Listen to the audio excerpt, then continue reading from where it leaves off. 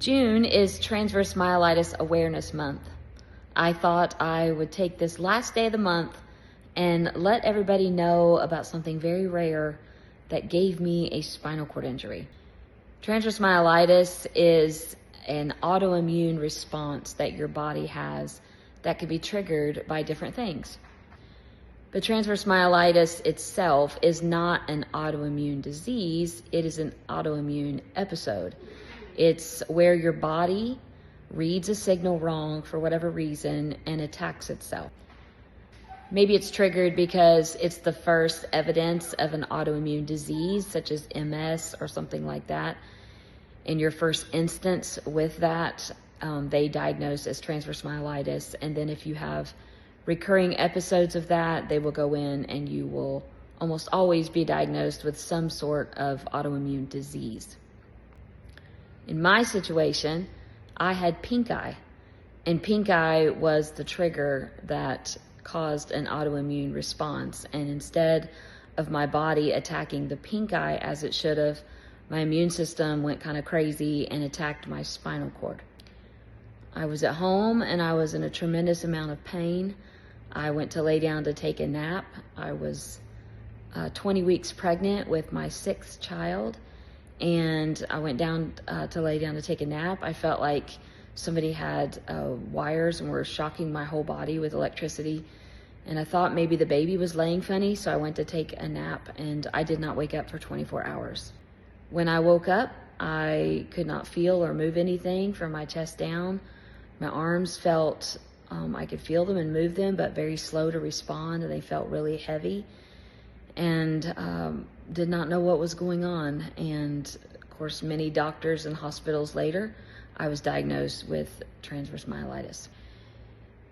Transverse myelitis has a recovery rate that is dissected into 3 parts. 1/3 recover completely, 1/3 recover some, and 1/3 don't recover at all, and that is, the latter is what I fell into.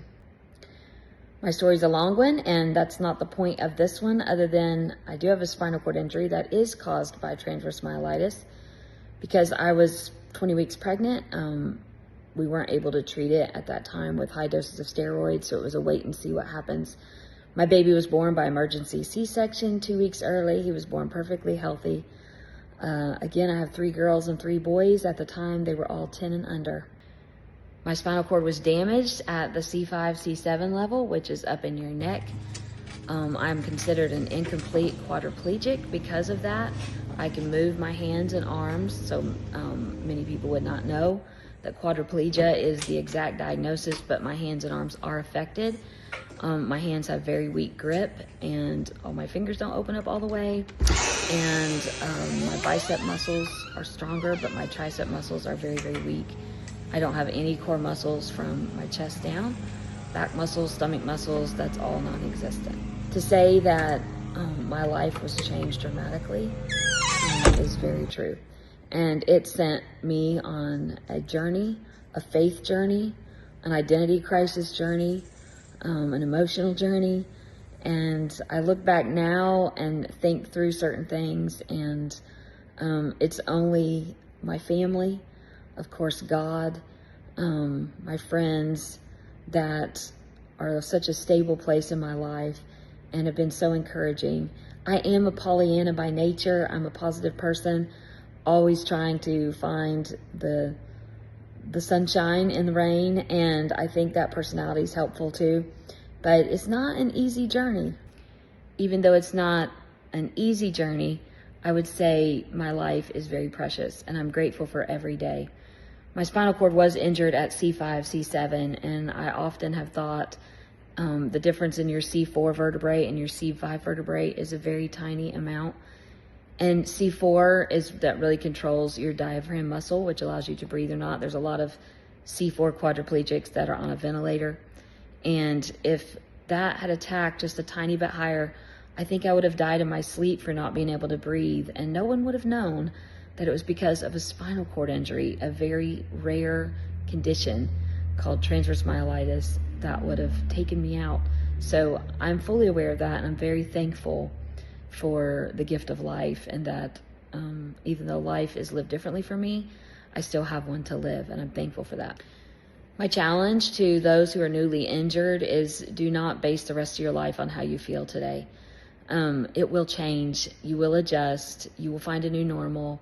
Life will become so livable and lovable again. Truly it will.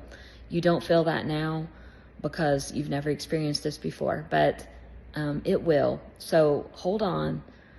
Fight for those positive moments. Find things every day to smile about, and do something every day that challenges you and you don't think you can do it. And even at the end of the day, if you don't do it, you sure know that you tried. For those who don't know about transverse myelitis, you do now.